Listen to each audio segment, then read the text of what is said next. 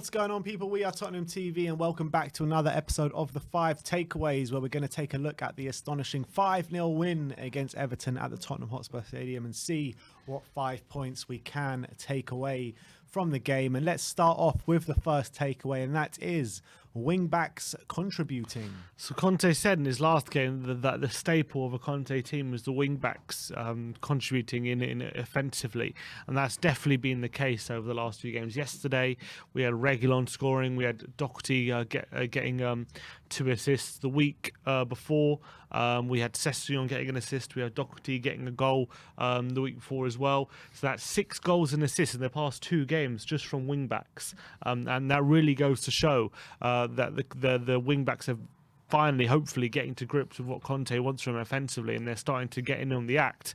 And there's no more proof of, first of all, Doherty's performance, but also Reguilon within 41 seconds coming on and arriving at the back post to slot home when Session wasn't doing that in the first half. So the wing-backs... look, they might not be the best wing-backs in the world, but if they can get in on the act of the back post and stretch the game and be there in numbers, then that's all we need, and all of a sudden we're going to be more of a threat. Absolutely, and what it really signifies is Antonio Conte really getting to grips with this squad now, really imprinting his mark on this squad now, and that brings us kind of nicely onto the second point, which is Doherty Masterclass. It was an exceptional display from the Irish Cafu yesterday. The Irish Cafu. Say it again, man. Was it Mara Doherty? Mara Doherty, yeah. Mara Doherty yesterday. He was unbelievable. And the stats as well show it, but he was just absolutely brilliant. He got 2 assists, 2 brilliant assists as well. Could have had more. 1 shot on target, 4 key passes, 3 accurate through balls as well, but defensively as well, he was on point. 5 tackles, 2 interceptions. He won 7 of his 9 ground duels, and he won 1 out of 1 aerial duels, and he completed 4 out of 6 long passes as well. So it was a near perfect game from Matt Doherty. It couldn't have gone much better for him, and he showed what he can do when he has confidence and he has time and he has the ability to play through balls and passes to the forward players. He showed what he's all about, and that's all we've been asking for. And it was really great to see Matt Doherty finally maybe arriving in his element here. Yeah, and I think it's important for the people that kind of have clowned on him in the past, including myself, including a lot of the Spurs fan base, you know, to give him his praise when it's duly deserved, and that is exactly what it's deserved from the showing last week. And it just follows on as well from the Leeds game, because he put in a strong performance in that game. Everyone was saying that was his best performance in a Spurs shirt, but this performance against Everton was something else. Yeah. But, you know, we need him to kick on from here now and show that he's here. He wants to be here to stay and show these performances consistently. Yeah, and that's all we can ask for. Yeah. Let's move on to the third takeaway, and that is creative DEKI.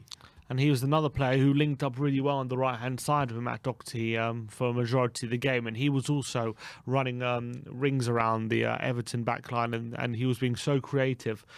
He got 2 assists. He got 3 key passes, 3 big chances created, and also completed 2 of his 4 dribbles as well in around the penalty area. And I thought he was a thorn in Everton's side throughout the game. They found it really difficult to live with him. And he seems to have a knack of just picking up the right pass at the right time. His final third contributions, he's already got 2 goals and 3 assists in 4 starts. He seems to be knowing exactly what he's going to do when he gets the ball. His vision is fantastic for a young player like that, and I can only see him getting better and better. I mean, he gets more, even in his worst performance against Burnley, he was probably our brightest attacker as well. So I'm very excited now from what he can bring. Absolutely, and you know, after his cameo against Brighton for his debut, a lot of Spurs fans were kind of saying, oh, he's going to need a lot of time to bed into the Premier League and all this kind of stuff. Because it wasn't the most commanding. It was good in spurts against Brighton, but it wasn't the most commanding display. But since then, he has literally taken to the Premier League like a duck to water. It seems like he's ready-made for this league. He's got the build for it. He's got the physique for it. He's got the eye and intelligence for it. And, you know, you just don't know what he's going to do next. He's such an exciting player to watch. Like you say, his decision-making in the key areas is absolutely spot on. And I'm just loving what I'm seeing from him at the moment. And long may it continue. The next point is number 4, and that is Kane climbing. So another 2 goals for Harry Kane off the back of another very, very good display where he created one big chance. He won 2 out of 2 aerial duels, and he had 2 of his 3 shots on target throughout the game. Another dominant display from him. 2 brilliant finishes, one on his right foot through 1-on-1 and one on his left foot with a volley into the far post with a brilliance on the side netting.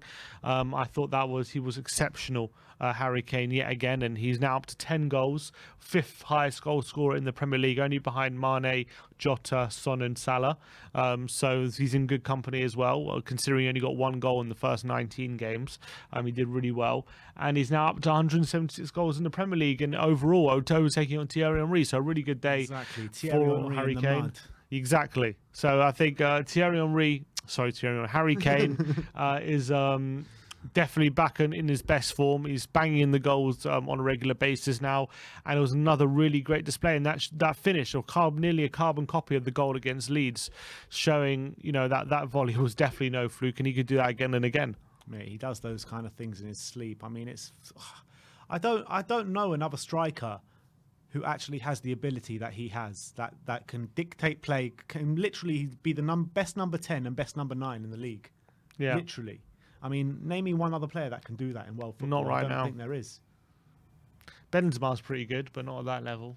But can Benzema do what Kane does in terms of dropping all the way down to midfield and spraying those passes left and right? I'd say Benzema's maybe a bit better at hold-up play, but I'll say Kane has the link-up play. Like in terms of his passing ability and passing range, he probably has that over Benzema. Yeah.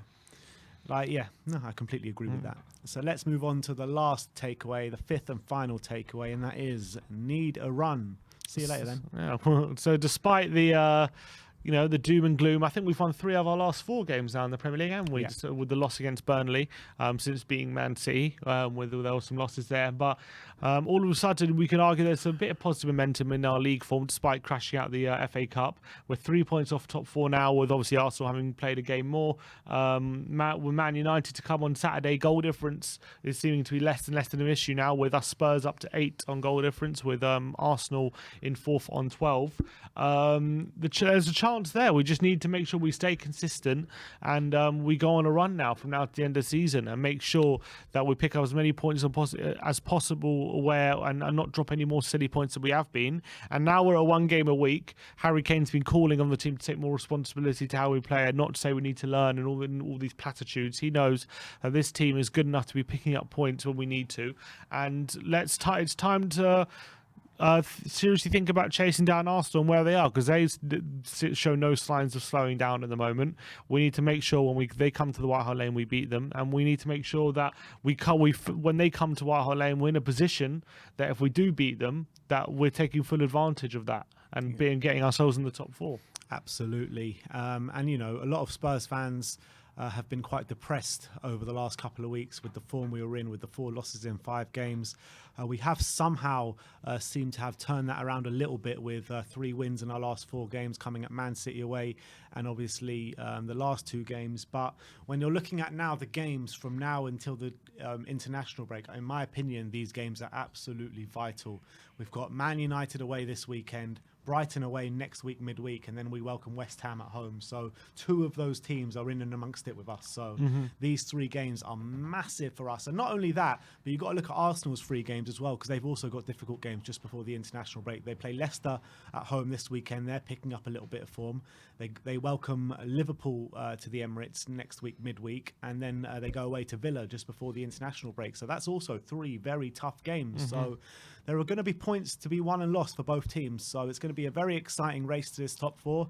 I personally was saying, I don't think that Spurs are going to get top 4, but I think we've put ourselves back in the conversation now with 2 very convincing wins, albeit against poor opposition. So let's go on a run now, and let's beat these teams in and around us, and then we can really catapult ourselves up into the 4th place. 100%. All right, so that is our 5 takeaways. Let me know in the comment section below what you thought of our takeaways, and if we've missed out anything, let us know your takeaways in the comment section below. Like, subscribe, and comment, and as always, come on, you Spurs.